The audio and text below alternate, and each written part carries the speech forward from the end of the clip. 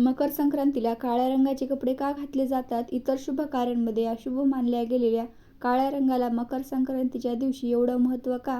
चला जाणून घेऊयात. पण त्याआधी चॅनलला सबस्क्राईब नक्की करा. भारतीय संस्कृतीत प्रत्येक सण हा ज्या ऋतूमध्ये येतो त्यानुसार तो साजरा करण्याची वेगवेगळी प्रथा, परंपरा, पद्धत आहे. आपल्याकडे काळा रंग अशुभ मानला जातो आणि म्हणूनच इतर कुठल्याही शुभ दिवशी काळ्या रंगाचे कपडे घालू नका असं म्हटलं जातं.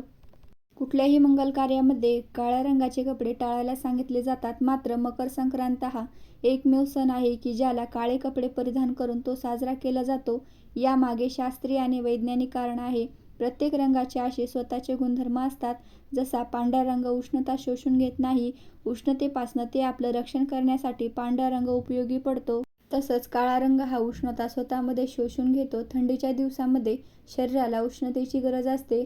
काळ्या रंगाची वस्त्रे ही बाहेरची उष्णता शोषून घेऊन शरीर उबदार ठेवतात आणि म्हणूनच थंडीमध्ये येणाऱ्या या मकर संक्रांतीच्या सणाला काळ्या रंगाची वस्त्र नेसण्याची प्रथा आहे.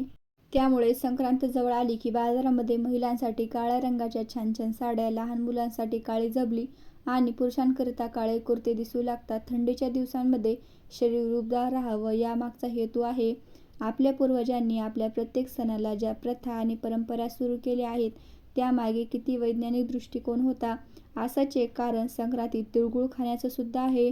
थंडीच्या दिवसात तीळ हे शरीराच्या आरोग्यालाही उपयुक्त असतात. म्हणून वर्षभरात कुणाशी मतभेद, भांडण झाली असतील, अबोला धरला गेला असेल त्यांनाही तिळगुळ देऊन हितसंबंध सुधारावे असा त्यामागचा हेतू आहे. काळी साडी आणि हलव्याचे दागिने नवविवाहित वधूच्या पहिल्या संक्रांतीला दिले जातात. जन्मलेल्या बाळाला पहिल्या संक्रांतीला सुद्धा त्याला काळ्या रंगाचे कपडे आणि हलव्याचे दागिने घातले जातात. काळ्या रंगाच्या कपड्यावर हलव्याचे दागिने अगदी उठून दिसतात. हा सुद्धा काळे वस्त्र परिधान करण्यामागचा एक हेतू आहे.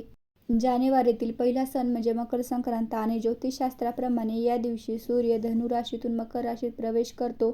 सूर्याच्या एका राशीतून दुसऱ्या राशीत संक्रमण होण्याला संक्रांत म्हणतात. मकर संक्रांतीला उत्तरायण सुद्धा सुरू होतं. मकर संक्रांतीला उत्तरायण म्हणून सुद्धा संबोधलं जातं. मकर संक्रांतीच्या दिवशी रात्र मोठी असते आणि या दिवसापासून तीळ दिवस वाढू लागतो. म्हणजे दिनमान वाढायला सुरुवात होते. काळोख्या रात्रीला काळी वस्त्रे परिधान करून तिला निरोप देण्याची परंपरा आहे. अशाच माहितीपूर्ण व्हिडिओज पाहण्यासाठी चॅनलला लाईक, शेअर आणि सबस्क्राईब नक्की करा.